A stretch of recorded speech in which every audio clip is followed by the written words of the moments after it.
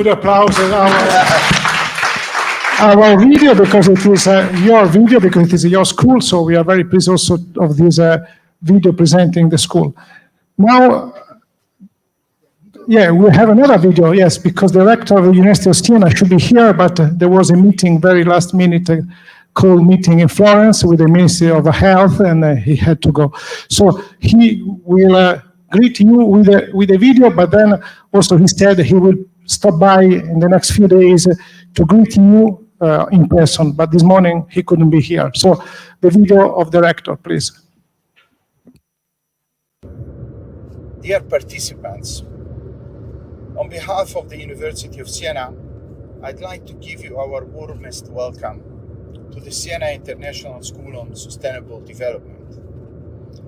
I have to apologize for not being with you this morning, but another appointment in Florence took me away from Siena this morning.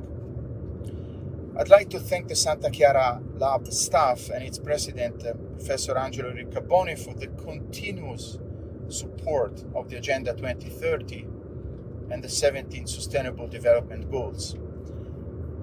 I'd like to thank 𝗏𝗲𝗏𝗏 and all the private and public institutions who are supporting the school. And I would especially like to thank Minister Giovannini, who will give you a few words of address. Now, to start with, I'd like to tell you a little story. A few days ago, while looking through my kitchen, I came across this mug. This mug has a cartoon of the Earth and an invocation, Save the Earth. On the opposite side, the mug has 10 saving tips. They include recycle, reuse, save energy, plant trees, save water, and above all, spread the word. Now, this invocation could easily have been written easily be a recent declination with a clear focus on the environment of the 17 goals of the Sustainable Development approved by the United Nations 7 years ago. This mug might have been produced by the UN or by SDSN a few months or a few years ago. Instead, I well remember where and when I bought this mug. It was in New York, and it was 1991, 31 years ago, 24 years before the Agenda 2030 was written. At that time, most politicians, economists, businessmen were mainly concerned with maximizing the profits of companies, generating well-being for as many people as possible, fewer to tell the truth, regardless of the damage caused to the environment. At that time, however, as these mugs demonstrates, some people, ecologists, scholars of biodiversity, already warned the planet of the risks of overexploitation of natural resources, pollution, and the devastating effects of global warming. They, the biologists, had already realized that a process had begun that would have led us straight to the destruction of the planet and therefore of ourselves who inhabit it. But despite their reckless invocations, they weren't heard much.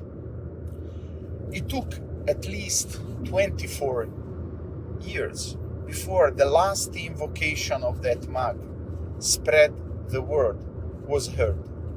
But fortunately, it was heard by the most important political and institutional authority in the world, the United Nations Organization. Better late than never, much better late than never. With an extraordinary work of sharing, the Agenda 2030 defines the objectives of the current 15 years, and its implementation is strongly supported by all the countries who signed it. The sensational endorsement by the United Nations has generated an extraordinary emphasis on the agenda and its 17 goals, making them truly an heritage of the entire humanity. Also thanks to the very effective penetration into the younger sections of the population obtained with the extraordinary experience of the kids of the Fridays for Future. This emphasis has unfortunately been stopped, or at least slowed down, by the only conceivable event that could have a similar danger, but of a too much compelling nature, not to immediately occupy the first place in the interests of the community, the COVID-19 agenda. A pandemic. After 2.5 years of pandemic, the apparent and hopefully definitive loosening of its grip allows us to return to dealing with the 2030 agenda. We have perhaps lost 2.5 years in our commitment to the measured objectives of the 2030 agenda: fight against hunger in the world, fight inequalities, pollution, global warming, and the erosion of biodiversity.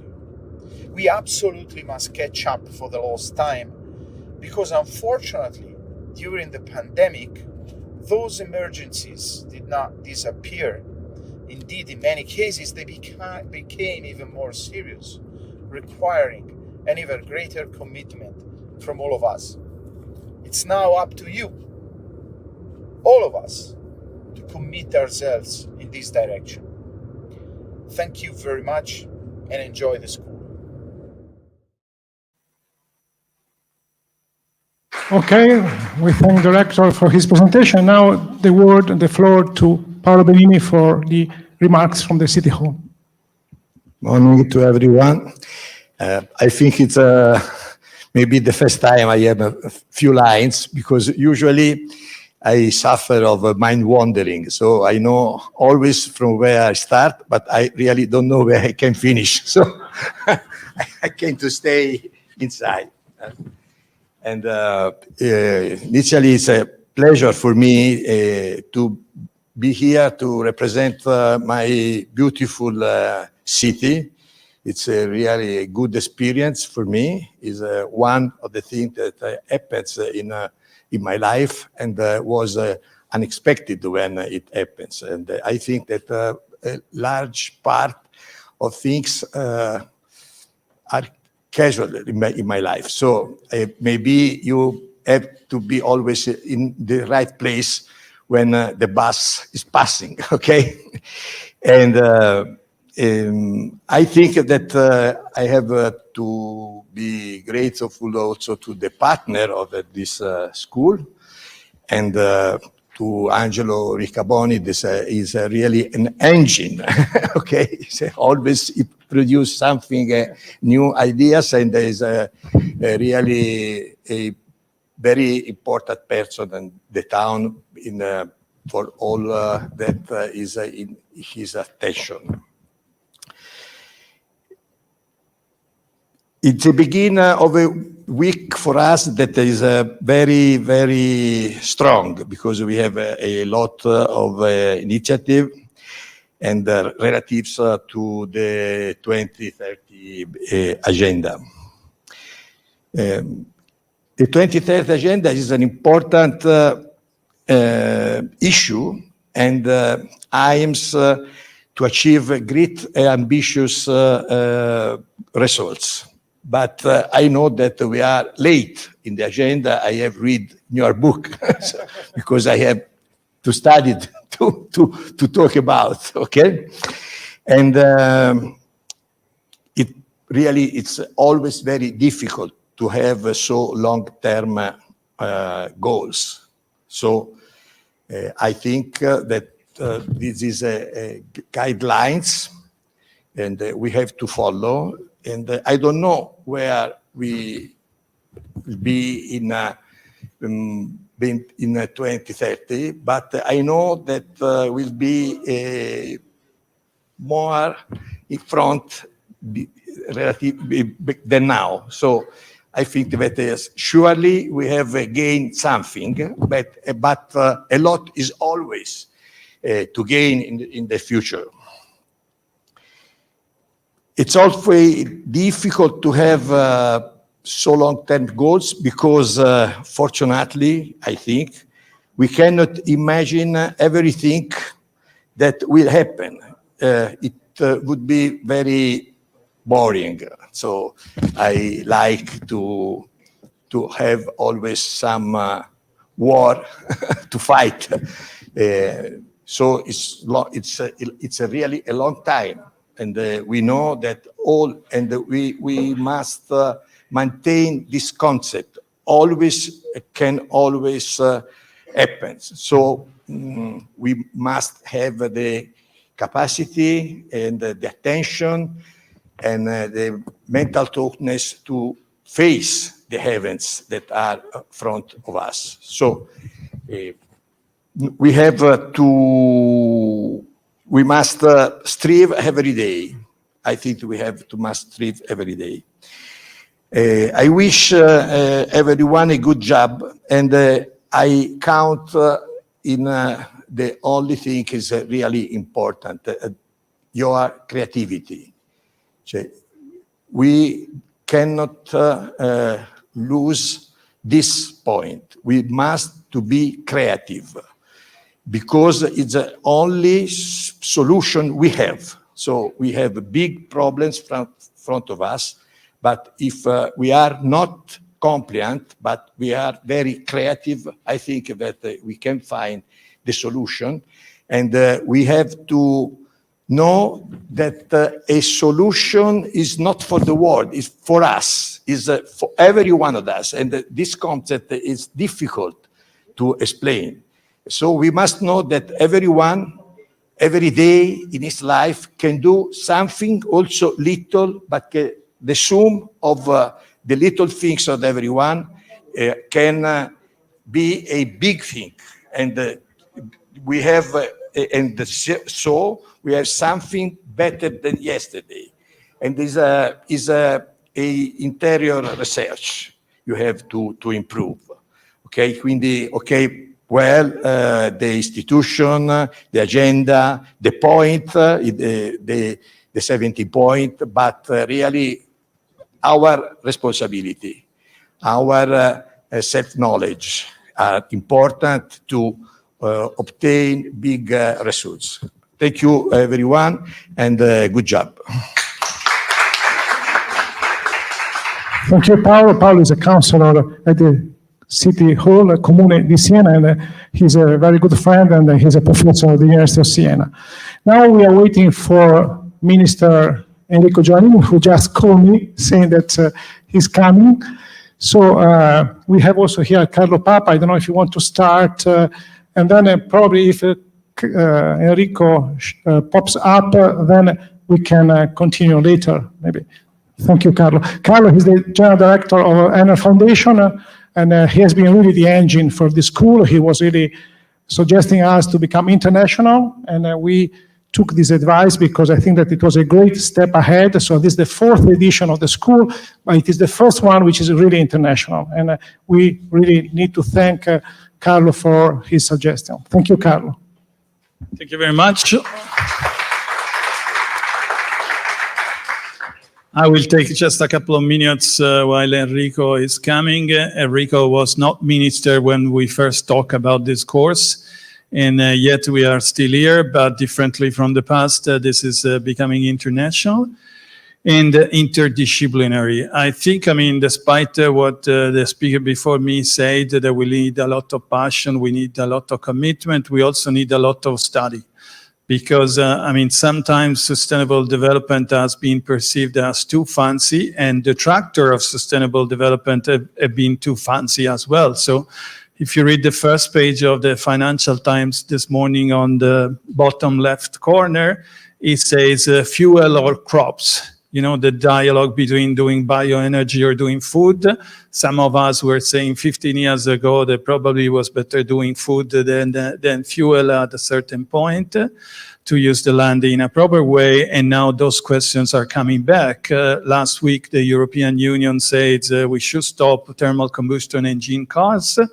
And the car industry in some countries in Europe is saying, no, this is going to be terrible. It's going to be worst. No Italian journal mentioned a little study from scientists that says that the death of children and elderly people in Italy, in Milan and Rome, has been, increasingly growing due to the pollution of cars and due to the combination of the pollution with climate change. So as you all know better than me, we are not discussing theory. We are not discussing soccer, football, funds. It's about scientists. It's about interdisciplinary. And we are in this school because we would like interdisciplinary to go ahead internationally, because it's clear to all of you that we cannot fix a problem in Sicily, where I was born, and live, people in Tunisia or Algeria with exactly the same problem, because we are so close. The problem is going to eat back to everyone. So welcome to the school. I hope you will make the most. And personally, I would be very grateful if at the end of this week, you can share your experience in a very practical way, what could be improved, what has been good, how we can expand, the footprint of the school. With this, thank you very much, and let's wait for Enrico.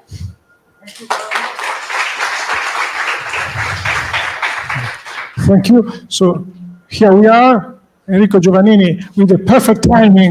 We have just finished our presentations. That's great. So here we are very, very pleased. I'm very, very pleased to introduce Enrico Giovannini, a very good friend of the University of Siena. And Enrico now is a Minister of Infrastructure and Sustainable Mobility, but he played a very important role in the definition of SDGs, but also in the implementation of SDGs, because we should thank him for creating 𝗙𝗵𝗰, the Italian Association for Sustainable Development, which is really a benchmark worldwide as a way to collect and to involve civil society in the implementation of SDGs. So that is really a very, very important contribution. He gave also other contributions, like leading a committee, international committee on beyond GDP, but his curriculum is really impressive. And I would like just to say thanks, Enrico, for being with us today and for giving us your time. Today we have here 28 students coming from 13 countries, and we are very pleased to start the school with your speech. Enrico, the floor is yours. Thank you very much. Thank you, Angelo, for this very nice introduction. Good morning to everybody. It's a pleasure to be with you, although virtually. I'm currently in the airport of Brindisi in Puglia, where we just inaugurated a great innovation for managing the safety of our air traffic, a virtual tower control tower, for managing, thanks to new technologies, the possibility of governing the entire traffic, and not only in this airport, but in several other airports, improving the effectiveness and the efficiency of our air transport system. I'm very pleased to be with you. When we started this journey with Angela and others, we always thought about having an advanced school for sustainable development, and this is what you are now attending. And I'm very pleased that thanks to the contribution by Enel and others, the school is becoming more and more international. In my intervention, I would like to make 5 points. The first one is about the way in which sustainability is finally, although lately, at the center of public policies, private strategies, private business strategies, but also behaviors of a lot of people. When I decided to become an economist in 1976, I was strongly influenced by a book that was talking about the predictions or simulations, scenarios, whatever you want to call them, contained in the famous book by the clever Rome, The Limits to Growth, which was already highlighting that between 2020 and 2030, the world could face a very, very difficult time because of the increase of population, the pollution, the consumption of non-renewable resources, and so on and so forth. And I decided to become an economist just to give a helping hand. I normally add that given the state of the world, I don't think that I gave a so dramatic or contribute to rescue the world, but as you can see, I'm still trying to do that. The good news is that many other people have finally understood that this is a vital effort, this is a vital challenge, that without the well-being of our planet, there is no well-being for human beings. I was at the World Economic Forum in Davos just a few weeks ago in Switzerland, and I was really struck by the commitments made by a lot of big players around the world, which incorporated the sustainability dimension as a key point of their business strategies.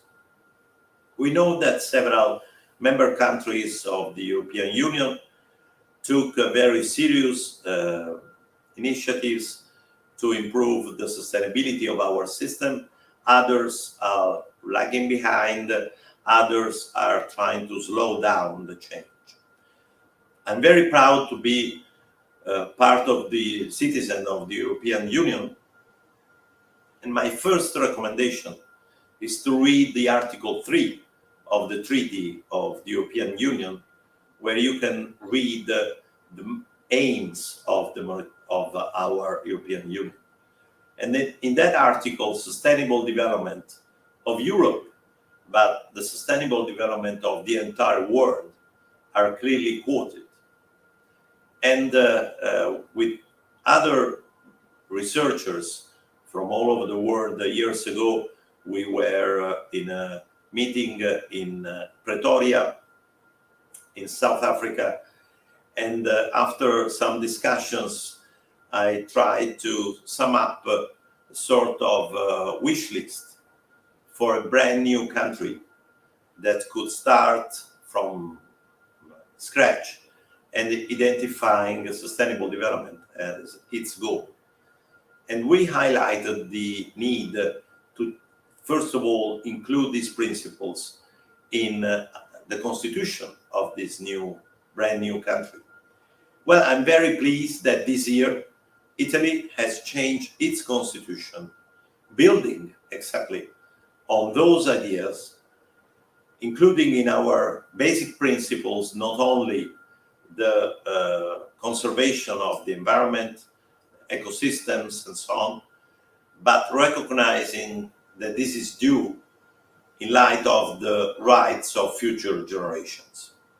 In this way, we have embedded in our constitution the basic principle of sustainable development, which is the development that allows the current generation to satisfy its needs without prejudging the possibility that future generations do the same. So my first message is that it's possible to change, even the constitutions. And the Italian media stressed the point that we had included the environment in our constitution, which was not the key point. The key point is the inclusion of the rights of future generations in our constitution. And it's not the case that with these changes, Italy joined a group of, if I well remember, 25 or 26 EU countries that have environment in their constitution, but only a smaller group, 6 or 7 countries, that hold the rights of future generations in their constitutions.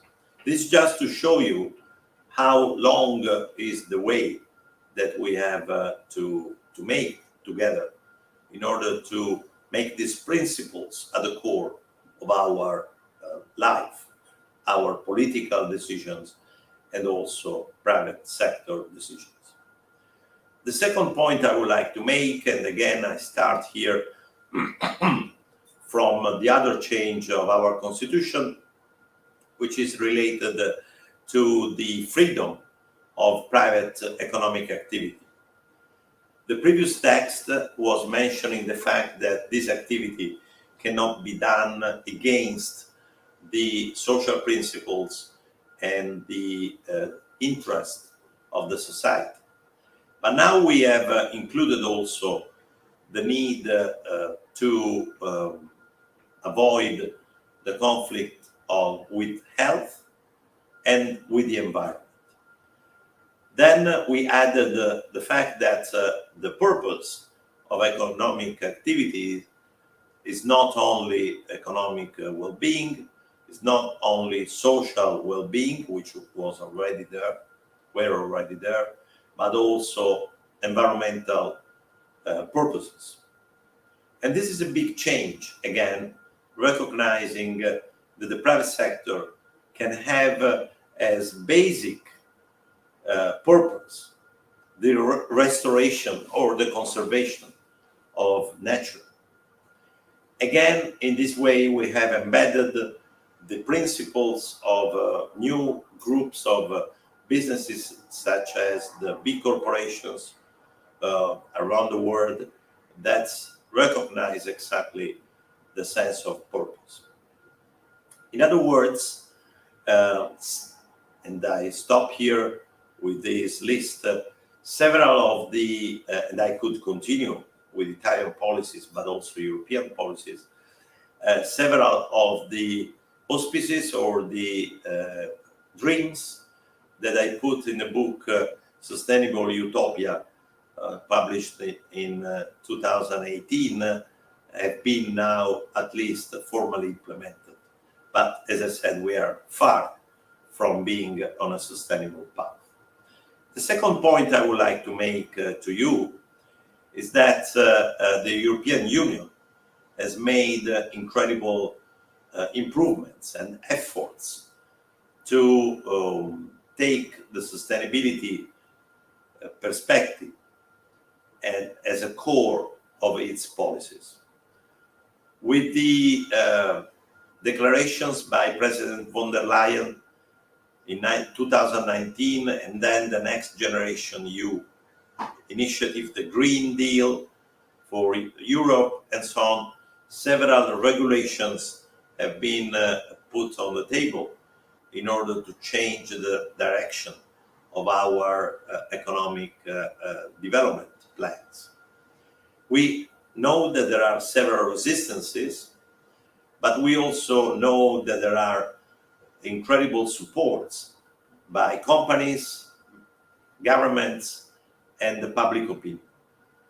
Over the next few months, important decisions will be made, not only in terms of ecological transition of the transport system, but also in terms of recognition that private businesses, if they want to operate in Europe, they have to make the sustainability principles really key in their actions.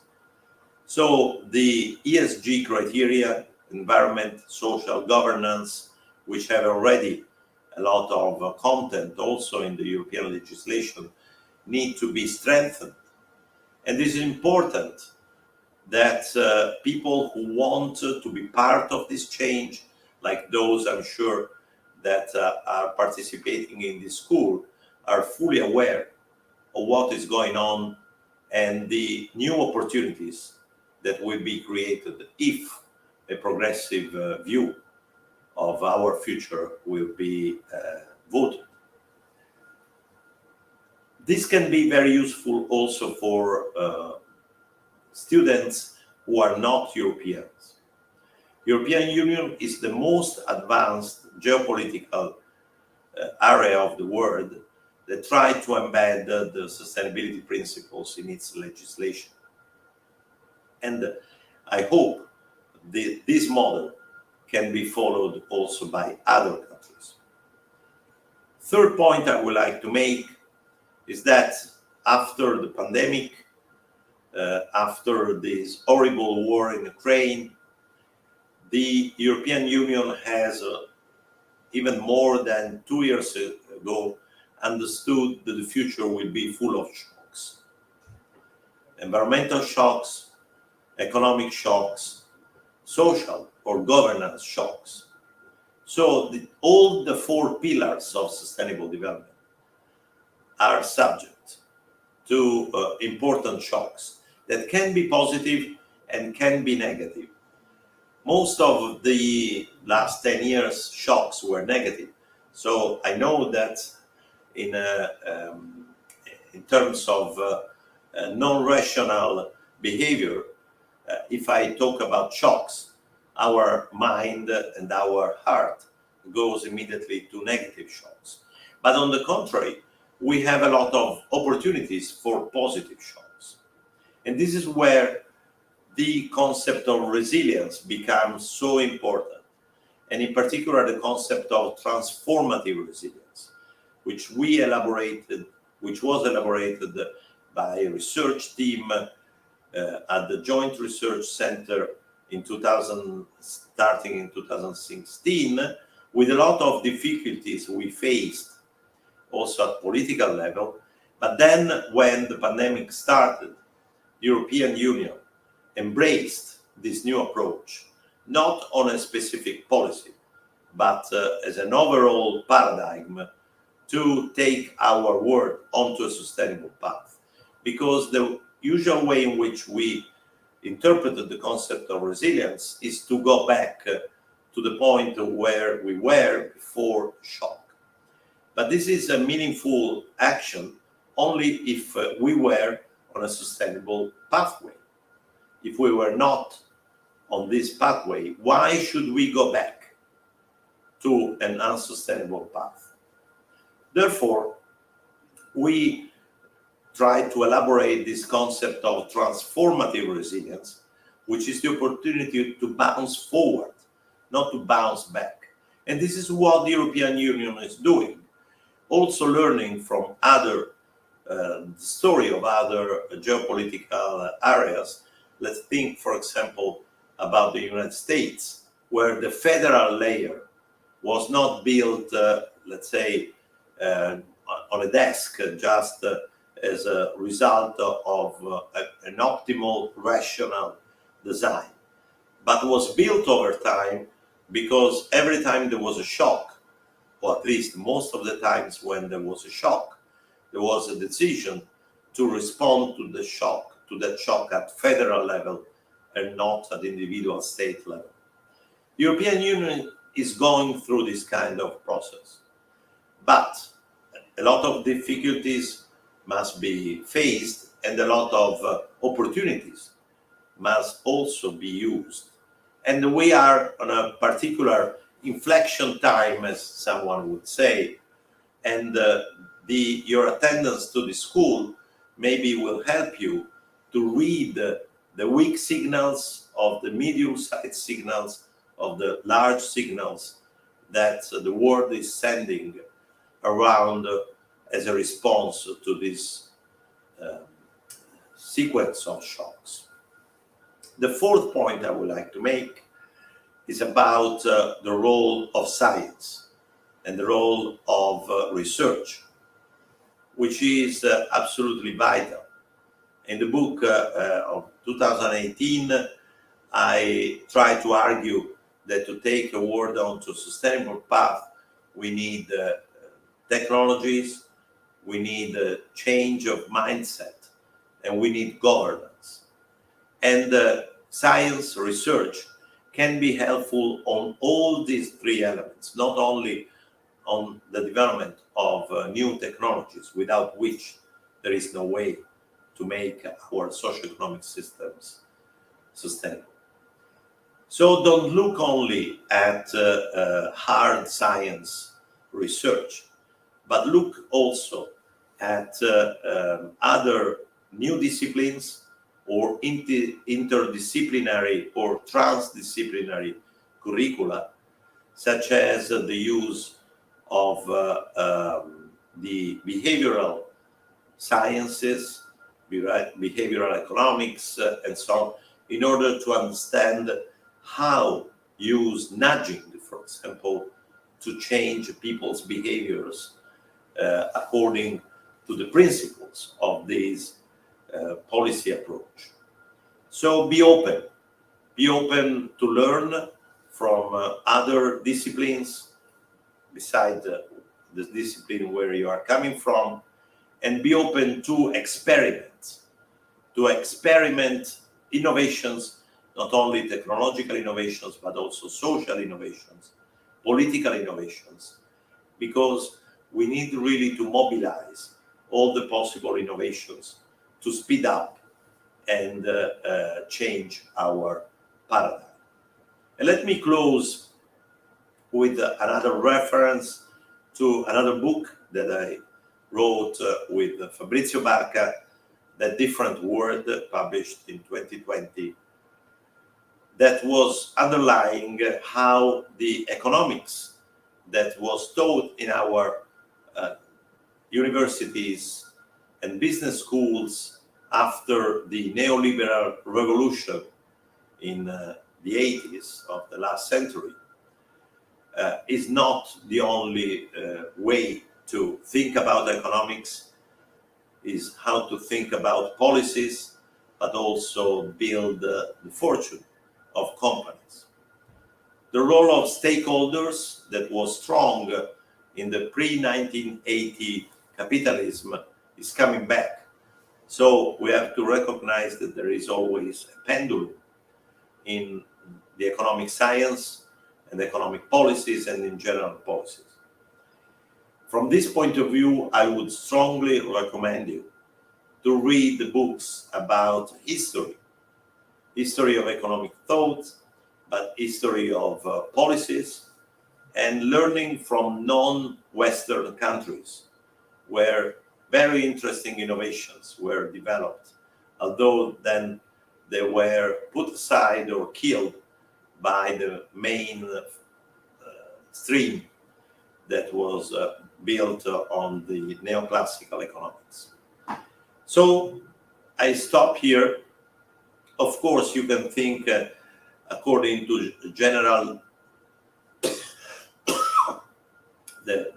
de Gaulle famous statement that this is a vast program. Yes, it is. But let me just close with a quotation of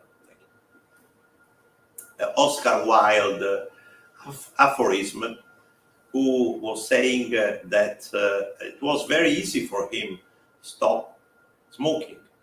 And in fact, he was doing 20 times per day. So don't stop dreaming. Don't stop thinking about how to improve our world, and use at the maximum not only the opportunities that the school is providing you, but the network that you will build during this unique experience around the world. Thank you again, and thank you, Angelo, for giving me the time to share these ideas with you and the students. Thank you.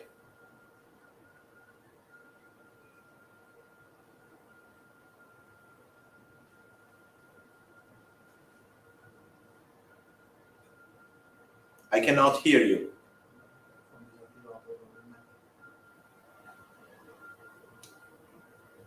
I don't hear you. I'm sorry.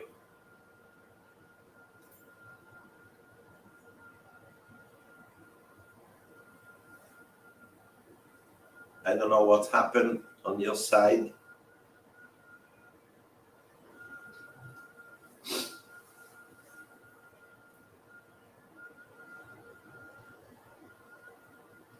No, I cannot hear you, Angelo. I'm sorry. I don't hear anything.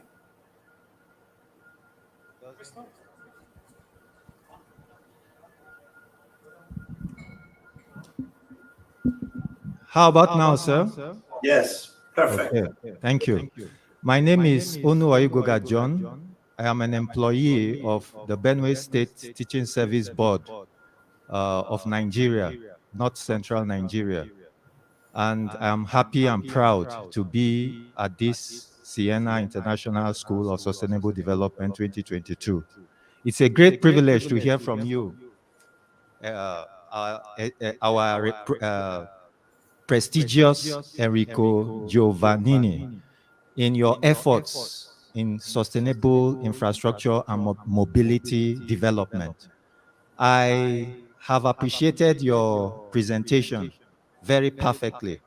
I respond to that urge not to stop creative and innovative thinking, and also to top it up with futuristic thinking, the rights of the child.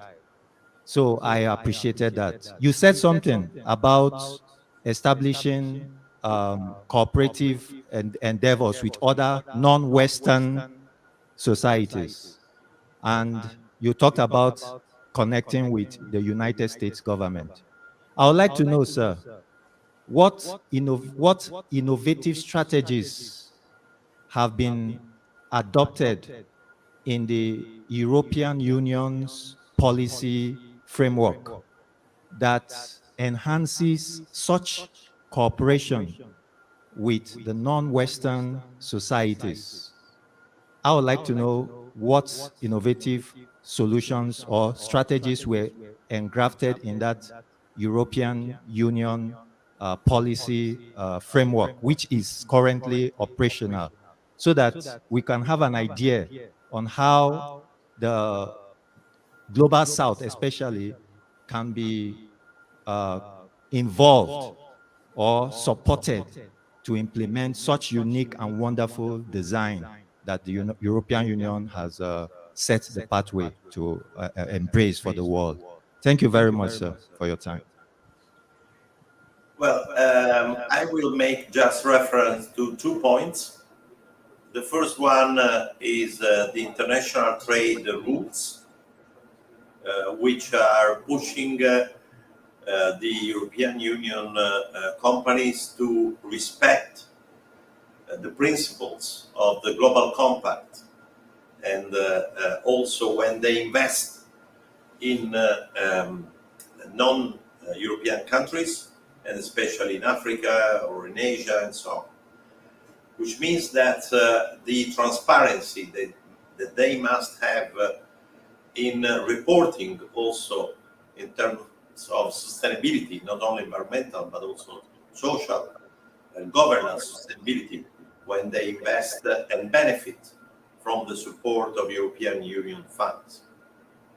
The second is about projects which directly transfer technologies, for example, in the renewable energy sector, to non-EU countries in the context of the external policy and the aid policy of the European Union, which is one of the main donors around the world.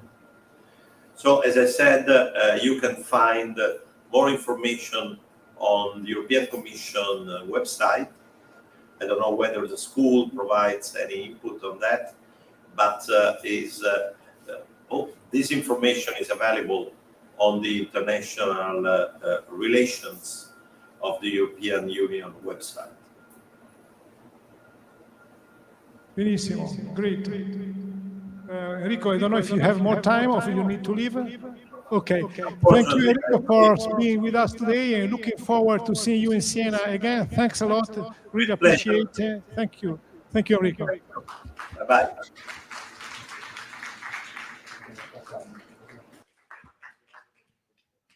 Okay, so it was longer than expected, but that was great. And thanks to all of you for attending this session. Now we have a video that we want to show to you. It's a video about, because just to give you an idea where you are, of course, Italians know Siena, they should know Siena.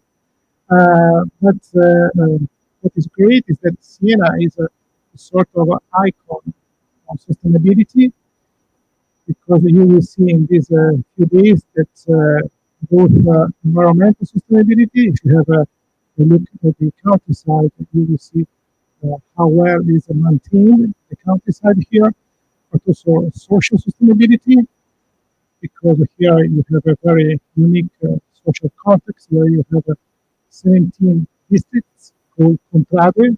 We will talk about that later because we will be hosted by one of them. And also we have a sort of cultural sustainability because of the masterpieces that you will see around. Economic sustainability because it is a rather rich city trying to keep in balance all these pillars. So it is a very unique city. And in 1338, I would say in the 13th and 14th century, Siena was one of the capital of the world in terms of population, in terms of masterpieces, in terms of art. And in 1338, a very important painter painted in the city hall a very unique fresco where he showed which are the consequences of good government on the city and the countryside, which are the consequences of bad government on the city and the countryside, which are the features of good government. So this is a very unique fresco called 𝗏𝗏𝗏𝗏𝗏 in the city of Siena. And what we did with a colleague was to see and to look at the representation of the consequences of the good government on the city and the countryside. And we played a sort of game, and we found among the many scenes of the fresco, we found 17 situations, 17 points, which could be connected to the 17 SDGs. Of course, it's a sort of game because we couldn't talk about Agenda 2030 in 1438, but we will see scenes which remind us the 17 SDGs. And we call it from Agenda 1438 to Agenda 2030, because Agenda 2030 is also a political agenda, but also this fresco was a political manifesto, was a political agenda, because it was not done by chance. It was done because at the time in Siena there was a very important ruling party or ruling government, which was very keen on consequences of the actions on the citizens and on the city. And they wanted to show to citizens what they were thinking about the role of the government. So they were showing, they were trying to convince citizens that they were, of course, those of the good government, and highlighting the consequences of good government they were promoting, of course, themselves. So you will see this video, and just it's a sort of game, but also representing something very important in this city. I'm sure that you will appreciate the video. I hope that also the city in the next few days while you are with us in Siena. So I don't know if it is ready, the video, if you can show it.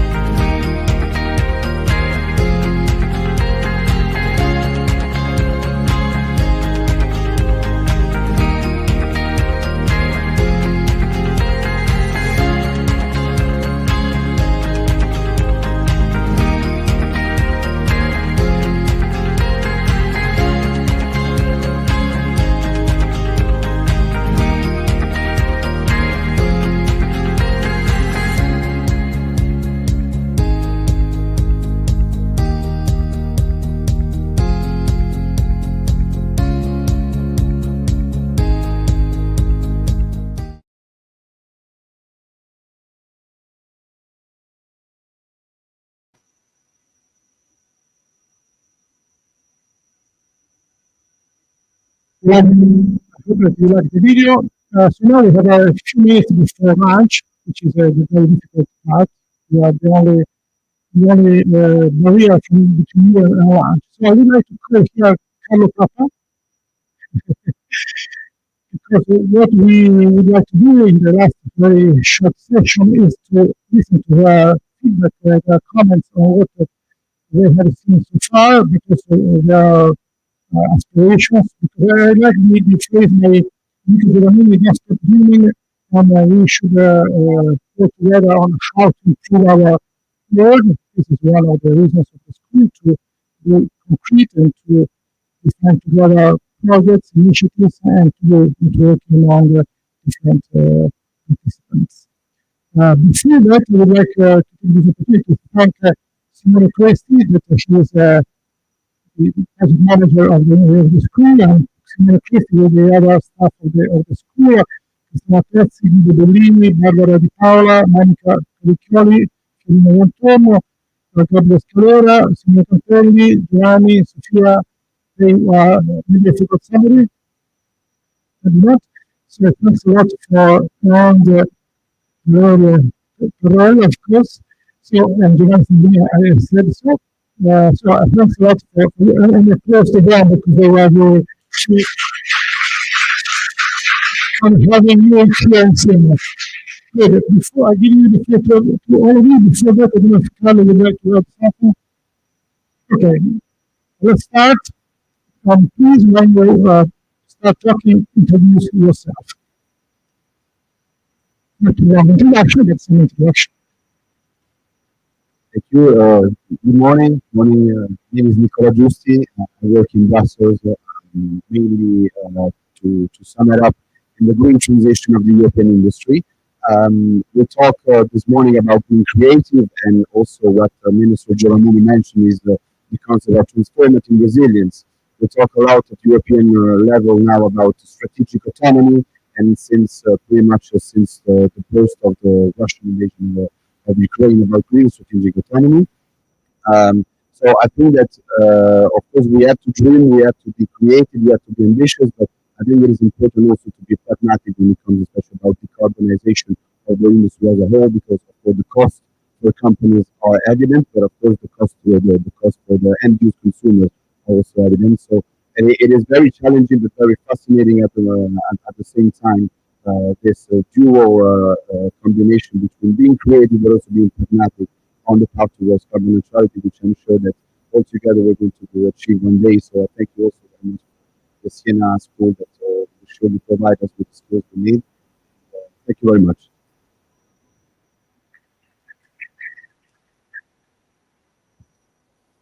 Hello, I'm Marianotti. I'm an advisor for 𝗙𝗏𝗏𝗃 Italy and the Italian Ministry for the Ecological Transition.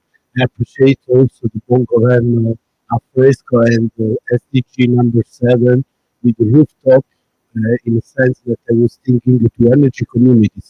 So just a question, in 30, 15 years, how important are energy communities and consumer model? I produce my wine, I produce my olive oil, I will produce my energy. So I don't know if it's a question. I can take this as I produce my solar energy as well, together with wine and olive oil. I think, going back to the point of Niccolò of being pragmatical, as I told you before, I'm not about, fancy. I love fantasy innovation, but I love also to stick to the point. And to the point of energy community, we were talking with Professor just a few minutes ago. It's not about 30 years. I hope it's about 30 months, because now we passed a big step that, everyone technically understood how good is energy community, how value accretive can be for the system, and now we have some bits and pieces of policy that limit in Italy the energy communities, this big solar plant that people can use to lower their electricity bill and the carbon footprint. And in Italy, for example, there is a limit of 1 megawatt of the energy community size, but it's not about technical limits. It's about because there were money to be distributed in incentive, and so the decision maker says 1 megawatt. actually the 1 megawatt doesn't make any sense to me. We should do a larger energy community in which there is a positive spillover from industrial scale power plant into the communities, and is a solution we portrayed. I wrote an article 6-7 years ago on Oxford Energy for Africa solution. Imagine every developer in Africa building 100 megawatts will spill over 1 or 3% to communities living nearby. This will change dramatically. So it's so true in Africa, but it's so true everywhere. I mean, the point is being pragmatic, that to build a solar panel on my house in Sicily is much less efficient than building 10 megawatts serving the community nearby, because the cost of production will be much lower and the maintenance will be more effective. Energy efficiency first, but what do you think? There is a contrast between the utility scale power plant and the small size community with smart grids, and then our TSO has to work strong. This is very Italian, but it applies everywhere. Questo è registrato, tutto registrato. Allora, siamo streaming or not? We are streaming. Yeah, we are streaming. Okay, next we will get something over lunch. No, but I wish to mind my language with no bad words and no technical words. But the point is, smart grids are good for the system, and the greater is a network, the better, because in terms of resiliency, if you build a single point versus a point in a network, it's understandable even by lawyers, if there are lawyers in the room. I'm a former economist converted to engineers, but smart grids are needed as well as generation. Then you can generate on your rooftop, you can generate on the countryside. It's just a matter of how much it costs, how can be maintained. For example, in Africa, a lot of people are pushing for a solution on the rooftop of barrack, places where there are poor people. This is because no one ever slept in a barrack, and I did. And you know exactly that by the time you leave in the morning the place where you sleep and you have a solar panel on your rooftop, guess what will happen? Not only in Africa, but everywhere in the globe, the panel will be gone.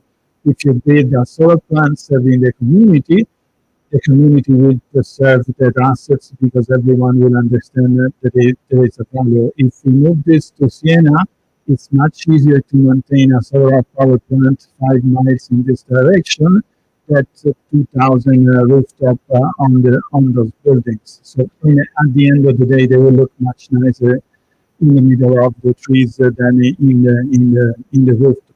Now, clearly, this doesn't apply to big, buildings in Milan, Geneva, or other places where you should make, in my humble opinion, compulsory to use the rooftop to produce electricity.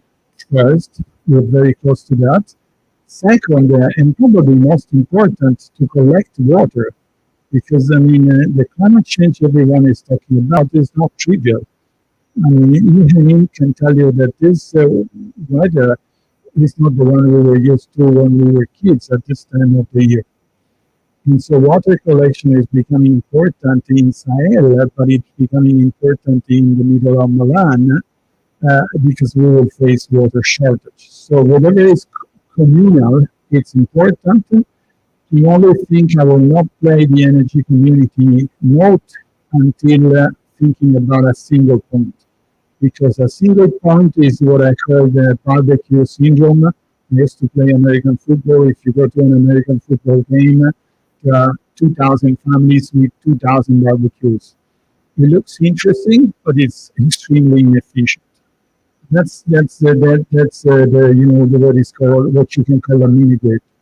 Very appealing. When the storm comes, it's much more important having redundancy from the network. In Italy, your house or my house have at least 3 levels of redundancy, so the electricity comes from different places.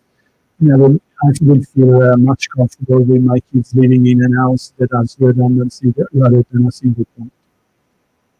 But again, practical solution with no much, philosophy or ideas. It's not about ideas. It's like if you're doing a storm at sea, you see that people forget about, philosophy and they want just to save their life.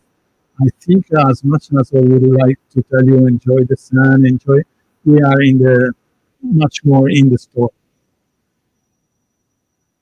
Carlo mentioned the issue of decarbonization, which is at the heart of this school, but also the issue of local grids. Just to give a suggestion, we would like to see, if it is possible, of course, projects in these issues, because we believe that these are the challenges in front of us. COVID brought us in the digital revolution. COVID is terrible, but one of the outcomes is that we enter careers in the digital era. So now we are much more comfortable with all the Zooms and all the platforms used to work and to do many of our initiatives. So probably because of the war, we will be pushed to be more independent from an energetic point of view. So we will see a lot of initiatives in solutions also in the next future to become energy independent, autonomous. And so the local grids or carbon farming are among the solutions. So we would like to see, if it is possible, of course, also some animation, some discussion about these issues, because we think that will be part of the solution for the challenges in front of us.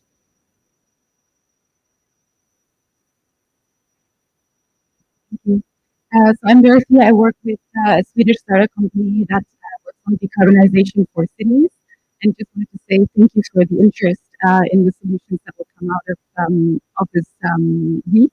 But also, I just collectively want to invite us to think about the sustainability of everything that will come out of the study. I mean, I'm really grateful that you took, that you gave advice, and Angelo, that you listened to opening the school up for international students as well. Otherwise, I wouldn't be here. But just thinking about really trying to make the Siena School something that transcends even beyond this week, that we are all very creative, very passionate, that we want to study together, but also how can we give this access now that we are having, for example, directly to you? How can we make sure that whatever comes out in terms of study from this week will transcend after this week? Thank you. Dorothea.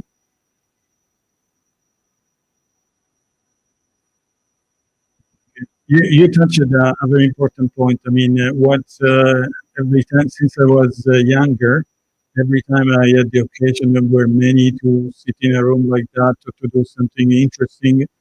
I thought about what's afterwards. The afterwards, I think, has two directions. The direction is the connection between you, and you know that you will be the only rainmaker on this. I mean. You can establish connection and nurture collection as long as you really want it. Otherwise, in 6 months, you will never remember the lady that is sitting near you. But I think it's a very powerful tool. And personally, I enjoy still being in several, connection networks in which I am since 25 years. But it needs time and it needs commitment. The other direction is the connection between each and every one of you with the Enel Foundation and with the Santa Chiara Lab. I can talk about Enel Foundation. We do run 2/3 of our activities is, pro bono consultancy to public institutions, to public networks in a form of scientific advice. So let's say energy community, we are talking to several government around the globe to support them in their decision. We are not the commercial part of Enel being one of the largest electricity company in the group. So as I say, we give pro bono advice. So let's say Niccolò in his, I flipped through quickly in his curriculum, he knows about cars, but he may not know about networks. So way of charging cars or charging public transportation. Last year we came out with a formula to calculate not only the cost of changing a bus from thermal combustion to electricity bus, but also the revenues. So the good news is if you buy a thermal combustion bus, there are no revenues apart from the ticket paid by the people that are using that buses. If you buy an electric bus, there are revenues coming from energy management and the final value of the battery itself. So this is to say that in your personal capacity, in your institutional capacity, you can tap into us in case you are part of a public entity that wish to have pro bono advice. And then we do 1/3 of our activities is on education. We run together with the Santa Clara Lab, we run 3 education activities. One is called Open Africa Power. So to our African colleagues, should they be interested into a program for people willing to support the energy transition in Africa, we do this program. And we also run a program with Harvard School of Government on regulation and climate change regarding the electricity business. Bottom line, just follow Enel Foundation on LinkedIn if you want to connect. I think at least 2 of you already we are connected, but if you want to connect and discuss whatever your project or other activities, we can do it. And I'm here exactly to put a face behind the LinkedIn Foundation. Well, yes, networking is very important, and I can assure you, for instance, that students from previous years, for previous classes, are still connected among themselves, and you will be connected also with them, because of course we have a mailing list of the participants in the 3 previous editions. So, as you said, networking among the youngsters involved in these issues is very, very important. So now there are other people who raise their hands. Can I ask the gentleman or the ladies from Colombia? Is it here? Oh, good. Wonderful. Yeah, just to give the floor first to those coming from the farthest countries. Yes. My name is Marcela Cárdenas. I'm from Colombia. And yes, Enel has a lot of solutions there on solar, I know. But there is a dilemma in a country, in a developing country. In our case, in Colombia, the main export product is oil.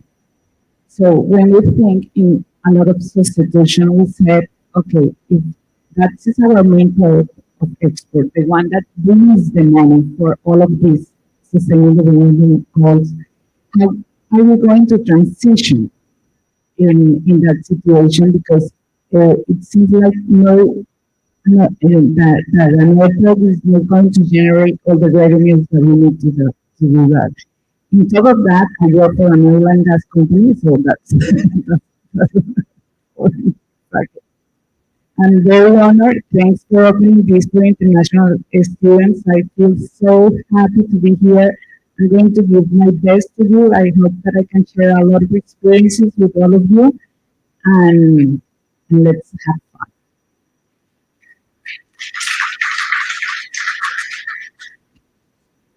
Okay, I mean, since we are waiting for lunch, it's good to know each other. I don't know why we are streaming this, but there could be a reason. But I mean, going to Colombia, clearly, it's an interesting, idea how a big country like Colombia will transition. But I think rather than how, the first question that Colombians should answer is why. Because sometimes I listen to people that say, they give the energy transition for granted, like I give the fact that my kids love me, hopefully, for granted. But this is not for granted. It's because we are living together. I'm providing them food. I'm providing them an house. I'm caring for them. It's not that, So the why, I think it's important, because sometimes when thinking about the solution, if the why is not clear, people get lost.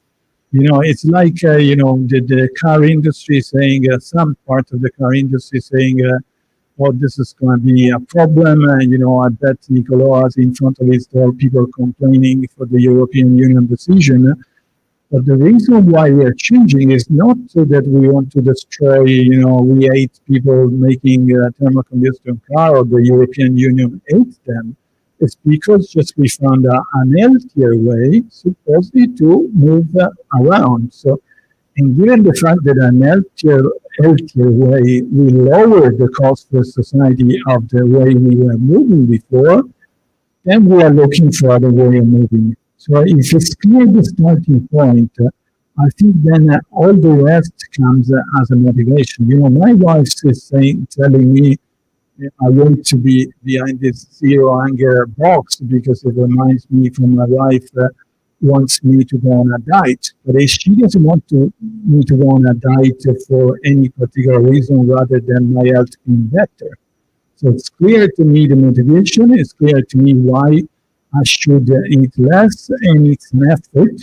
No surprise, it's an effort, and I should eat less and better. So it may be too vague, but the point is the oil and gas industry was perfect 20 years ago, 30 years ago when we started working. Now we understood that there are alternative ways of producing, of powering our society. And it's not easy. I mean, moving big corporations is not easy, moving big countries is not easy, but we should think about. It's not like if you go to the doctor and the doctor says you are sick, you can go into a denial mode and forget about. Sooner or later you'll die, probably sooner if you don't find a solution. Or say, what should I do? And it's going to be, something, but that's the point. Our planet is not healthy. We will not become healthier if we keep moving the same way. That's bottom line. And then the speed, the solution has to be technical, not movement and protest. I love Fridays for Future, but then it's important to sit down and assess which is the solution that are available. And I mean, in my personal meeting in Colombia, I said for great futures because there's great leaders and great people. You will fix soon the presidential election. And I mean, apart from that, there are ways of solving the problem. So the good, if you haven't watched the film Look Up, Don't Look Up, please do it. Because in that case, it's very provocative and there are no solutions. And all the rest is very interesting. Because if you watch the film when the policymaker is saying to the guy, sit straight and assess, so take it easy, don't find a solution, that's the only thing we should not do. A sense of urgency should be given by all of you in your own community, by us, and also a sense that we can find a solution. You, Carlo, Lydia. Lydia Papadakis. Hello, I'm Lydia Papadakis from Athens. I'm a PhD candidate in economics.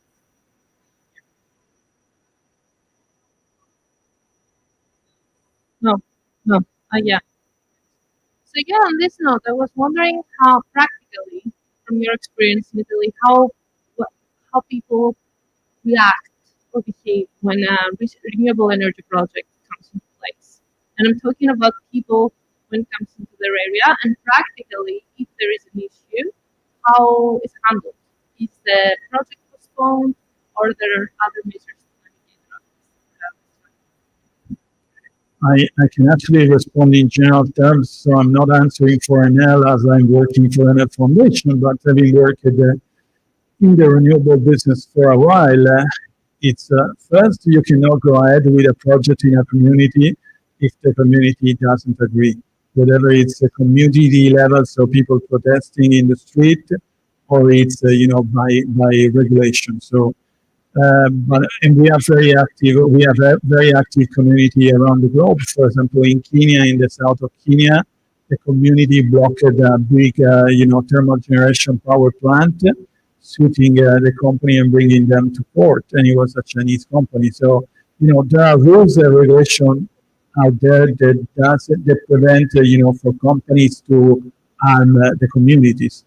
Having said that, probably the key to renewables is, energy community and understanding that when you have a solar panel in your area, you don't get just the shadow of the solar panel as an outcome, but you get a rebate on your energy bill if there is an energy community, or you have a better environment if those solar plants are, alternative to coal-fired power plant, because then, again, going to the solution, power plants are there to provide electricity to people, and not for the sake of, the 𝗏𝗏𝗏𝗏 was done as a class for teaching people something. So power plants are not there for fun, are there because people need the electricity and need energy.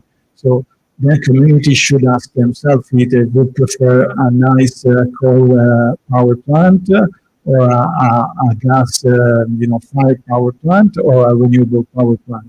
The energy is not for the sake of making an artwork; it's for the sake of giving electricity to people.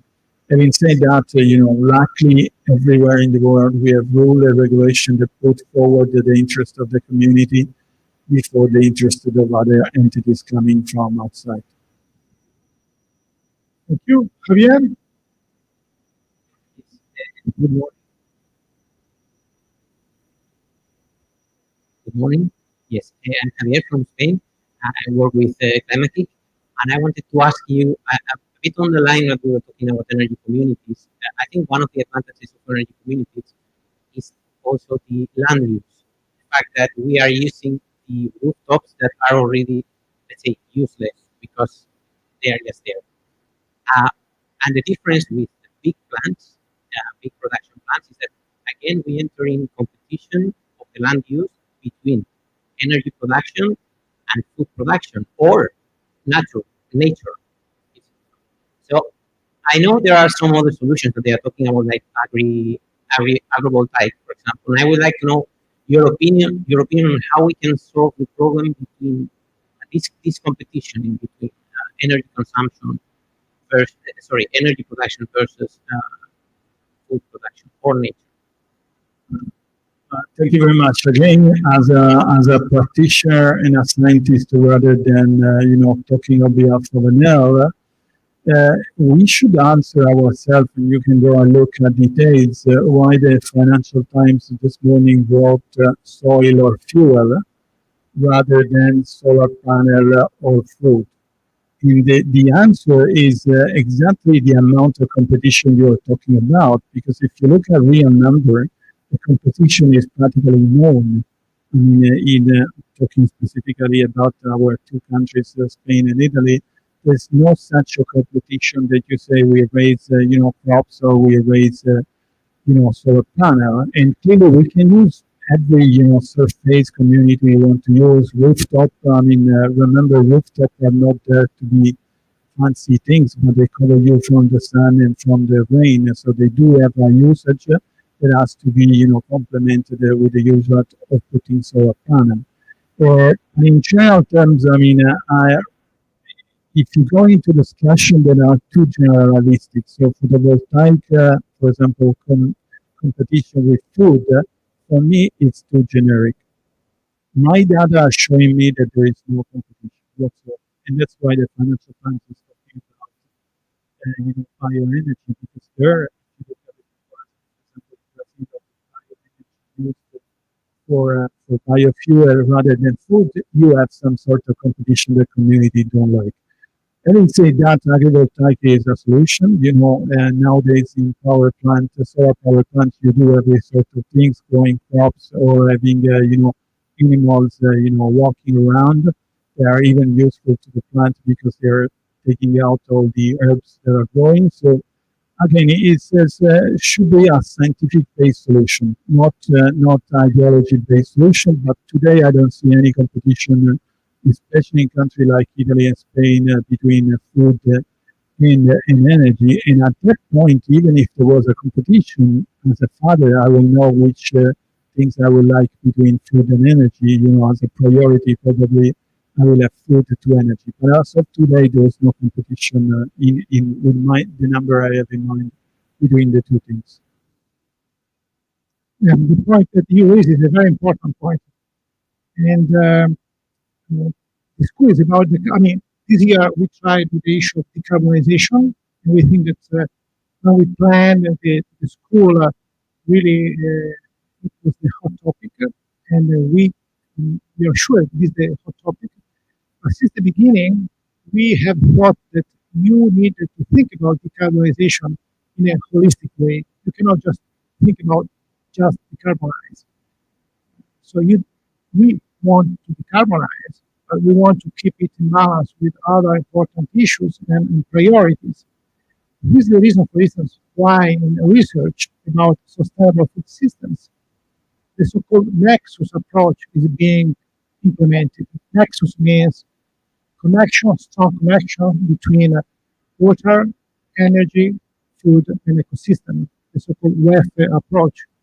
And there are many initiatives working hard on this approach because you need to talk about decarbonization, energy, but you shouldn't forget the issue of food.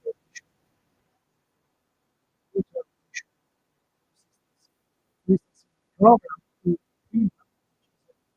initiative countries,